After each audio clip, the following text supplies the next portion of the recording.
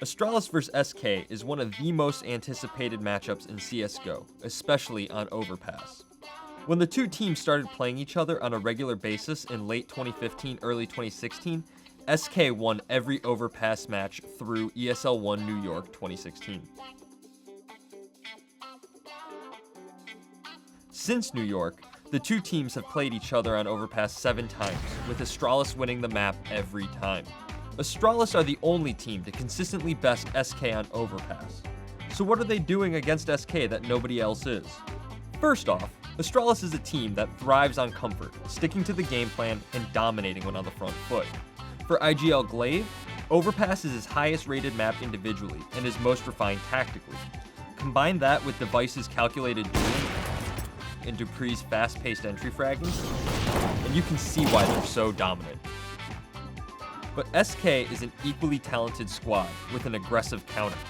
The combination of Fallen's dynamic, aggressive opping, Fur's relentless pressure at party, and Taco's calculated pushes at Monster is designed to trip up teams who use structured pushes to grind rounds, teams like Astralis. But Glaive took it upon himself to find a counter to SK's counter. He developed one of the strongest, most adaptive defaults in the world, complemented by his god-tier mid-round calling. Astralis' default game on Overpass has seen many evolutions, but generally, we can see it looking something like this. This defensive positioning excels at punishing minute mistakes from the CTs. By the mid-round, Astralis have set up around the map, slowly taking bits of control at party and water. Watch as dupree hits a quick shot onto Taco, prompting Astralis to transition into taking more map control as a team. Carefully, they clear out angles together, allowing them to punish Phelps, who is playing in bathrooms alone. At the same time, Zipnix picks Fallen, peeking Monster aggressively, and SK suddenly finds himself in a 2v5. This slow creeping, map control taking, mistake punishing style defines Astralis' T-side, and is the perfect way to grind out rounds against the relentless pressure of SK's CT side. Glaive is also managing to adapt his strategy to the constantly evolving Overpass meta.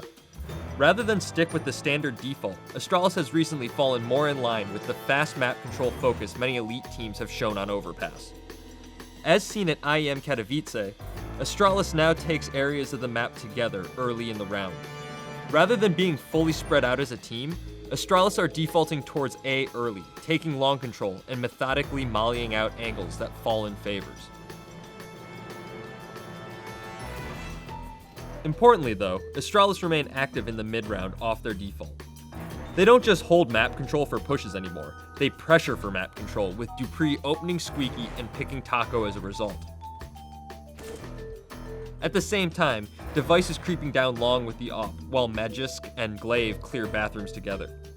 Device then mollies out long corner, snagging a pick on Fur. This prompts Astralis to execute onto the site late, completely overwhelming SK. Astralis takes the round thanks to a structured approach with early map control and capitalizing on openings found through active mid-round pressure. It is because of plays like this that everyone looks forward to the Astralis vs SK matchup. Many top teams try to emulate this slow Astralis style, only to be punished by the aggressive plays of Fur and Fallen. Astralis have shown an ability to constantly evolve their default setup though, always finding a way to punish SK's aggression while staying one step ahead through mid-round calls. When you add in the dynamic shutout opping Device can pull out against Fallen and Astralis' incredibly adept sight holds on CT side, you've got yourself a team that can beat SK 7 times in a row on one map. For more CSGO interviews and analysis, subscribe to our channel. You can also find stats, discussions, and more on our website and mobile app at blitzesports.com.